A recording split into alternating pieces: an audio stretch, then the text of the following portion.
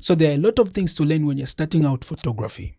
Lighting, the buttons, the dials, and the settings on a camera. In this video, I'm going to simplify everything for you. Okay, let's do this. So this is the exposure triangle.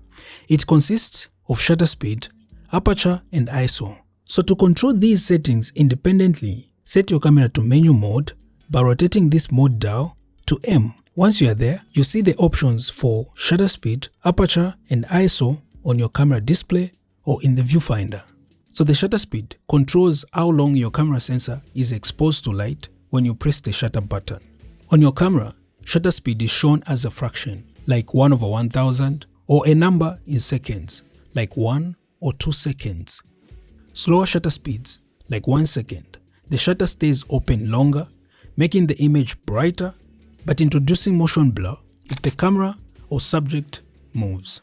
Faster shutter speeds, like 1/1000, the shutter opens and closes in a split second, freezing the motion and resulting in a darker image.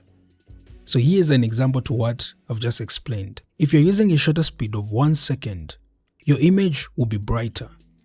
But if the camera or subject moves slightly, your image will be out of focus. So in contrast, if you're using a shutter speed of 1/1000, your image will be darker.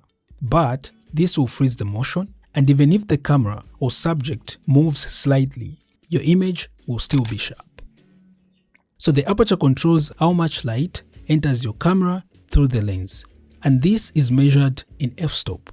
On your camera, aperture is represented as f followed by a number like f1.8 or f2.8. So a wide aperture or a low aperture, talking about the same thing, like f1.8, lets in more light and creates a shallow depth of field, resulting in a blurry background.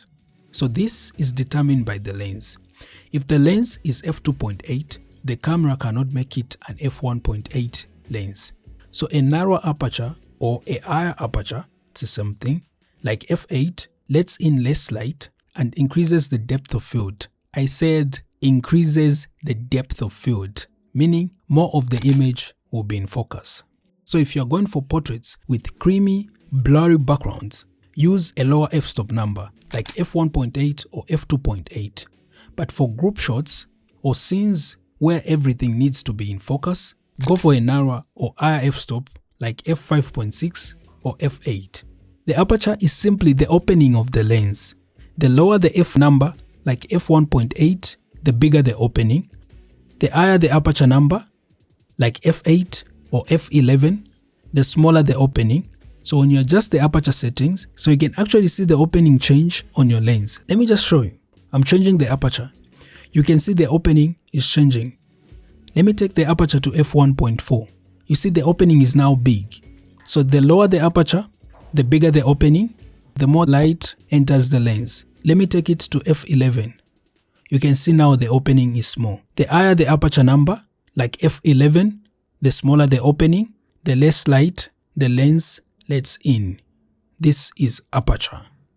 So ISO controls your camera's sensor's sensitivity to light. On your camera, ISO is represented by a number like 100, 400, or 3200, 3200.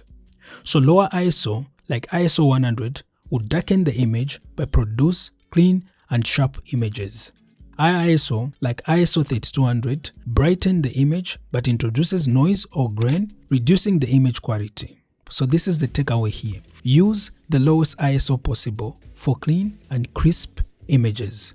Only increase ISO when there is not enough light and other settings cannot be adjusted further without compromising your image. So the shutter speed, aperture, and ISO work together to control your image's exposure. Adjusting one setting often requires compensating it with another to maintain a balanced exposure. For example, if you increase your shutter speed to 1/2000 to freeze motion, this will make the image darker. So you might need to do the following to compensate this. To open the aperture by using a lower f-stop number like f1.8 or f2.8 if your lens supports it. Or you can increase the ISO to brighten the image. Or you can introduce a flash or continuous lighting to compensate this. To learn how to properly use light in your photography, you should check this video here.